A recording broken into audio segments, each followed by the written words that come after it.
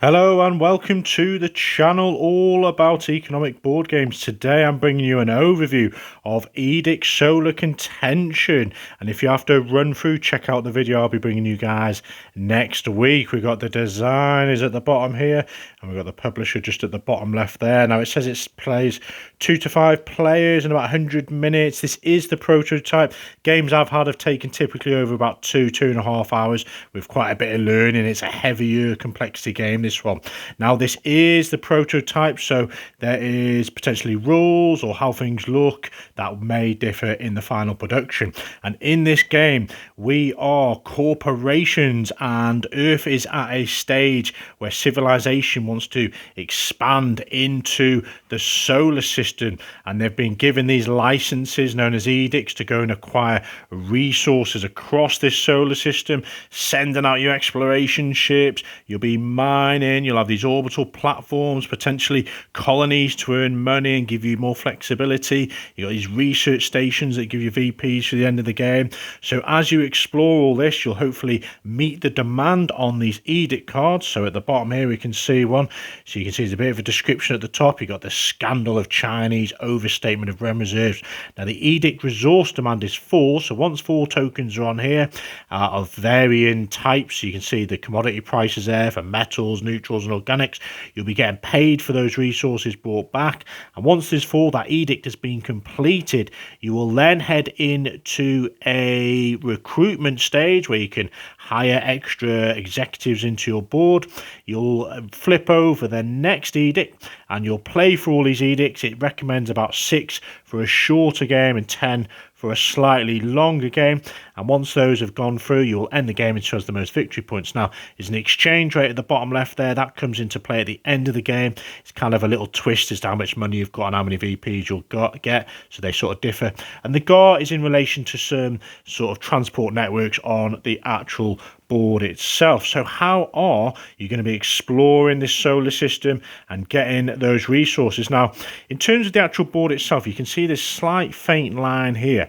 This is the internal solar system, and once you have increased your capabilities on this propulsion tree, which I'll go through, you can venture into the outside of the belt, and as you go here you can explore. So you can see the tiles are face down at the moment, so as you explore and you build those orbital platforms, you can reveal them and see what goodies and resources you'll be able to mine and exploit and bring back through these GARs, or maybe even use this very highly engineered orbital what's it called, a solar lab, and I'll sort of demonstrate how that works in a minute. So you'll take all these resources, having depleted them, back to Earth, and that is where you make a decision to either sell them at the market price here, if that focuses in, or you can invest those into these 3 different technologies here for sort of end game scoring and some points and potential extra benefits there. Now this version is a real table hog, so I've had to kind of put the board itself this way around rather than the other way. I just couldn't fit it in the camera view. So how is all this going to be achieved then? Well, you are going to have your own corporation. So there's a host in the box, very similar names to certain things in the current life now. So the UN Solar Assembly, a bit of asymmetricness going on here with sort of startup funds, and you've got these orbital platforms that you'll be bringing out left to right as you reveal them. There'll be bonuses under there. Extraction rigs here, all about helping you mine more colonies, which should be from left to right, will give you the ability to have more flexibility across the board and earn extra money, and research labs as well give you some VPs. Bit of description for each one in terms of things, extra bonuses or extra money you can acquire, and first investment to the tech track you can use. So keep an eye on these. They'll give you some nice abilities as you play the game, but everyone has a different corporation, and that corporation is run by your mission control. So this board here in the middle has your 4 main actions, and bolted on are your executives, so they may improve as you recruit better ones throughout the game. You start off with these kind of anonymous faces, and they're very loyal to you as you've grown your corporation in that entrepreneurial stage. But as you recruit more, you can see this chap here, he has better skill level of 2, which gives us access to more actions as you work your way down. And the 4 main actions then, you got your pawn, and you can't keep rinse and repeat the same one. You got to move them. So say we move it over to movement here, Now in this section, you work your way from sort of right to left and then from the top to bottom. So you've got an alternate action. You could use the solar lathe. We're not going to do that. If you did use that, you couldn't then use the skill action. So this is an alternative action. So we're going to pass on that and we're going to go to our skill action. So working from top to bottom then, we have currently got a capability, a skill one, which has opened up this top one. So we can move 2 items, 1 space each. Now, as you either train these up with these tokens here, so if we develop this one for 1, we would remove this token, and he's now skilled enough to do 2 different actions. You put this token on your skill track just here to keep on top of what your overall skill is, and now you've got 2 actions to do. You work your way from top to bottom. You don't have to do 1. You could do, you know, skip that one if you didn't want to, and you could do this one. And as you get better, you can see the better options. You can move 1 particular piece 2 spots. That's the only way you can do that. So that's your skill action, and each of these executives has an action at the bottom you can undertake. So this particular one, which is missing a bit of symbology in this version, is you can spend 4 coins to get a political card, and there is 4 different types under those political cards, and I'll show you them in a minute. So that is your flight director. You've got your finance and commerce. This is how you can, and equally this one has an alternative action. You can just gain a coin rather than doing these. But if you did decide to do these, you can spend a coin to gain a good of your choice, which is very nice. And her particular executive action is you can spend a H2O and 2 money to train, which is this particular token here, which opens up more options for your executives. On the other side then, we've got resourcing operations, which is about mining, and you've got depletion as well if you want to undertake that on her action. Now I'll show you this one, and you can see on the board then each particular location. So Mercury has a sort of outer location for your orbital platform, and when you got a mine on here, if you did use that this rig, should I say, you can only use this rig if you've got an orbital platform. You can use opponents' ones, but it's going to cost you money to use it. So in this case, if you did the mine action, you were on the metal iron there, you would take a metal resource, and if you decided to extract it, which is kind of a key part of the game and dictates the flow and the pace of it, you bring out one of your spaceships. You don't need to pay any movement cost, and you take the hex below it, which you're depleting. You leave your rig there and you plonk this in here, and then when you use a move action on a future turn, so you come back, well, let's say we move that to the mine, we've done some mining, we've done the depletion. When you come back on a later turn to your movement, you can move that ship, and you can see the board's got these lines interconnecting different planets, but we're trying to get back to Earth. So we're going to move 1 here, but let's just say again on a future round we've managed to move here. You're back to Earth. You can take this depleted resource, and again you have the choice to either invest in one of these technologies, or you can sell it at market price, which is metal and iron is 2 at the moment. So you would keep that resource separate, take one of your tokens to put it on here, and that is a demand 1 of 4. And remember, once all 4 have done that, edict is completed. So looking again at our mission control, we've gone through these top 3 actions. This bottom one then is research and development. So this way you can construct stuff. So working from top to bottom, you can construct an orbital platform, which, as we've said, is needed to sort of be able to do activity on the planet, and that doesn't actually go on the landmass itself. It kind of hovers around. You have got the ability to build more rigs, which is great, because when you go to mine, you can mine more resources. More resources builds your engine, so you can build more constructive stuff here. You got a movement there, and as you work your way down and you get more skilled, you can build colonies. You can get a trade here, so 1 good having traded in 2, and you can build those research labs. Now the lead engineer as well, their particular executive action allows you to go up the propulsion tree, and I'm going to show you that now. So over here you can see you start on tier 1, and as you work your way up, so you pay an organic and 2 money, you go to different tiers. You have to get to tier 2 to be able to pass this line here. So this is the internal solar system, and the only way to get past the asteroid belt up here or use the solar lathe is to have to go to tier 2. And as you go further up this track, you can see there's different resources you can spend to use the solar lathe, extra movement, and there's extra money at the top for having got there first. And it's also victory points, which I'll go through.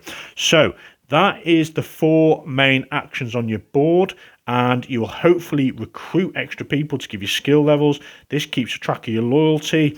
As your loyalty goes down, you will have to pay more money during recruitment. So this chap would have cost you 2 money, and you'd have had to pay, extra money on top if your organization is having difficulties with its loyalty. You've also got some ×2 tokens, which you've got so many in the game, and it allows you to redo an action straight away. So you could go and do this one, spend one of them and do it again. But for each one you spend, you get -1 loyalty. But if you have some at the end of the game, they give you positive loyalty. So bear in mind your corporation and its abilities. You've got your mission control and your actions, and then you're trying to get those resources to complete these edicts. And as you flow through the edicts, after one's been complete, you're going to go to recruitment. So over the other side of the board then, here's some of the ones we've got on offer. So if you're playing a 2-player game, 2 + 1 per player. So in a 4-player game, you'd have 4 cards out and an additional one as well. So you can see the lead engineer here has got a 5 skill if that focuses, and they give you some extra abilities as well. You can spend this amount of money to train, or some abilities down here, but some of them have reduced loyalty, and there's a whole deck of them. Here's all the resources, are really cool there. You've got a host of them, you've got some loyalty tokens and your training ones, and here's those decks then. So the political ones, there's a host in here, you've got financial ones, so they add a lot of flavor, commerce, management ones, and a construct one. So 4 different types of areas, and you can see this one, when you spend any amount of money, receive back the cost spent, lose -1 loyalty from an executive. So some real flavor there. You've also got these solar cards at the top here, and these are revealed if certain symbols come out or an event comes out when you explore into the far reaches of the solar system. You can see it gives you a choice. You can either report the missing vessel or salvage the vessel. So some real nice variety there as well. So looking at the board then, you've got 2 tracks at the top. Now interestingly, when you recruit, the person you have swapped over, so you can only actually have 4 individuals or executives at once. The one you dispose of can actually go on a sort of separate mission, which thematically speaking, there's not a lot to it. You just put them on one of these piles at the top, and they increase you on these tracks here, which can get you bonuses, and they will additionally score victory points at the end of the game for having the furthest. At the top here, you can score some fates, they're called. So you can see as you first to build a research station on this planet, first to get an orbital platform on Neptune, and so on, first to get 20 money. So you've got some little goals to try and achieve as well. At the bottom, those goals are going to be scored at the end game. So most resources, most loyalty, and then you got up those tracks as well we mentioned. Now additionally, there's some CEO contracts which you can have if you're feeling a bit more advanced, and they bolt on the bottom here, and they give you sort of extra things to try and achieve as you play throughout the game. And once these edicts have been completed, so you completed this one, say you got 4 demand on there, you do the recruitment phase, you hire people, you bring out the next one, you can see we've got a now complete 3 on here. The prices have changed, the guards changed, so which one you can move through. Now these guards, I should add, you only come back to Earth. You can't flow from Earth outwards, so they're a quick way of transporting things back and moving. So these are going to be different materials you're aiming for. H2 now is worth 5, whereas it was worth 3 before. So you're looking at the price of those commodities, and there is an alternate way to move through this solar system. I'm going to show you at last the solar lab. So here, let's just assume yellow is on Earth and they want to get all the way to Jupiter. Normally, they'd have to move across these lines, so 1 movement then. You can only do 1 movement at a time unless you've got that special action to do 2. Another movement to this one and another movement there.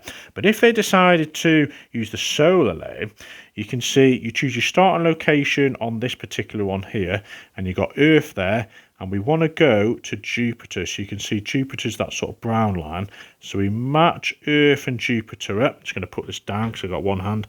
You then use this yellow icon to sort of get the intersection, if I can get that right. So the intersection point's just about at 3. So that is the distance. You turn this over, you look for column 3 there, and then you figure out your skill and class. And depending on your skill and class, it will tell you how much fuel you have to spend. So what's your skill and class then? So as you improve your flight director, he's the one taking charge of the ship, skill level of 1, so he's not very advanced, and your level on the propulsion tree is currently, let's say, blue plays 2. So 2 plus the 1 is 3. So you'd look for the row with that particular number. So where was it? We've got a 3 there and a 3 there. So the intersection's 2. We would pay 2 fuel to move from Earth over to Jupiter, and you will keep playing. Now, in terms of the turns, let's say yellow goes first. They go, right, I'm going to go and mine, boom, boom. Then blue goes next. They go, right, I'm research and developing. They're done. They do the skill action. They do the executive action. Then yellow comes along. They go over here, and that keeps going back and forth until the demand has been met on this particular one, and then you flow through, do the recruitment, and come the end of the game, you will literally score victory points based on these fates I've mentioned. You'll get the most resources, score 3 victory points, most loyalty, whoever's furthest up on these 2 tracks here. You'll also get points for any of these particular things you've depleted. I think it's 4 of these for 1 victory point. You'll also get victory points on the last particular card. It's kind of like an interesting exchange rate. So in this card, if this is the last one, it'd be free money per victory point. You'll also, let me just remind myself, I'm sure there's something else. Yeah, propulsion tree. Depending on where you are on the propulsion tree, if you're up on level 5, you're going to get 5 VPs for that, and you're going to score the completed technologies, the ones you've developed, and get the VPs based on the number of cubes you've got there as well. And that, folks, is it. What a whole lot of goodness. So you are literally developing your engine as you try and explore. You're getting more of these rigs to get more resources, using those resources to construct more orbital platforms, more rigs, maybe even colonies out here to profit and have more flexibility. As you move your exploration ship and build more orbital platforms, you're revealing areas here. You're trying to use that solar lade potentially to get back quicker, or use these guards to get back that resource to Earth, because that's what the whole game is about. These edicts, these licenses, the nations want those resources and those specific sort of theme and description on these to complete them. And that is it, folks. Enjoy.